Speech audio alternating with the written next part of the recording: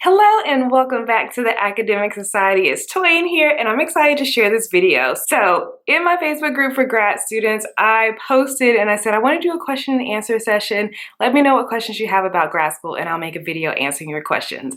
I got some amazing questions and instead of answering them all in one video, I'll probably answer 1 to 2 in each video. So in this video, I'm just going to answer one question. So someone asked, how do you make friends in grad school when all of your classes are completely online? And that is a great question. So I'm going to answer that question in today's video. So I'm Toyin. I'm the founder of the Academic Society. I got my PhD in math and I landed my dream job as a lecturer at a university. And I also create these videos for grad students and academics to help you with time management and productivity, as well as share my academic lifestyle. So let's get into making friends in the age of a pandemic, or even if you're just in an online grad program, this video will be helpful for you. Also, if we are now in person, by the time you watch this video, you can apply these outside of your home. All right, so I have 7 tips or 7 ways that you can start making friends in your online classes. Number 1, you can be the one to set up the GroupMe for your class. So I know my students do this. I always get an email, hey everybody, here's the link for the GroupMe. So basically, if you're not familiar with GroupMe, it's like a group messaging app and you can use it on your computer or on your phone, and my students typically have one for my class where maybe if someone misses class, they'll share what they missed, or if they have questions they can ask each other. Also, a lot of undergrads try to use GroupMe for cheating as well, so I know some instructors like to be in their classes GroupMe. But in grad school, you can set up the GroupMe for your grad program. We had a GroupMe with my friends in grad school, so you can let each other know when events are happening, funding things, free food, applications, deadlines, dates, and it's a good way to meet the people in your program without having to email them, and you can communicate in GIFs and memes, and that is always so fun. Number 2, highly recommend choose an accountability partner. I probably talk about this in every video, but that's because I truly believe that this is really important. So not only will having an accountability partner help you stay on task and hold yourself accountable to actually get your work done in grad school, but it's a great way to meet new friends.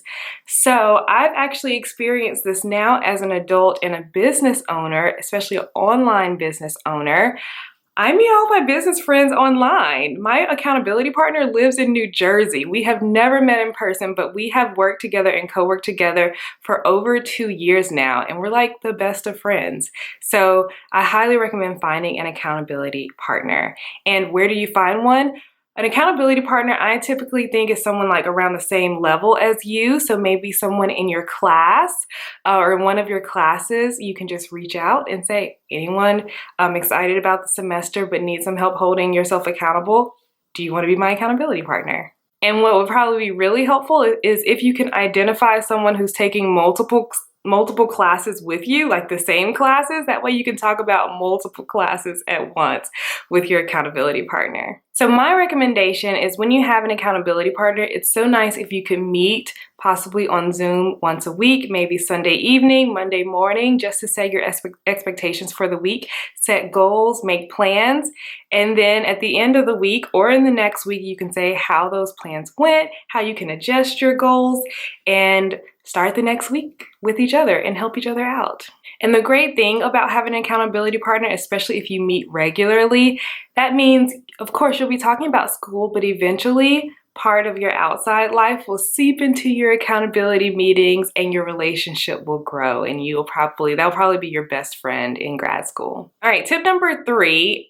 You can be the one to set up the study groups with your program. So maybe you have a class that you think may be kind of difficult and you know a couple people in your class, or even you don't. At the beginning of the semester, you can ask, hey everyone, would you like to meet every other week just to go over what we've been learning in the class? And that is a great way to meet people in your program while you're chatting about what's happening in the class every 2 weeks. Number 4, follow each other on social media. see what they're talking about in their stories. You can tag each other in your stories. Like if you're studying for a class or writing a paper, you can share it on your social media and tag your friends in your class to see if they've started. I think that's such a fun way and very low stakes way to start making friends. Speaking of social media, number 6, you can join my Facebook group. I have a Facebook group just for grad students, and it's a very supportive group. A lot of grad students ask questions and the other grad students answer them and encourage them. You can share your wins and you can be motivated. It's a wonderful group. I will put a link for it in the description of this video. All right, so number 6, this is something that I know a lot of my students don't do, but I think it would be great if they did do this. So if you're having your classes online and you have synchronous meetings where you're meeting live on Zoom with the instructor and the class, maybe you're discussing something together, I think it's so important and encouraging if you would actually type in the chat to support your classmates.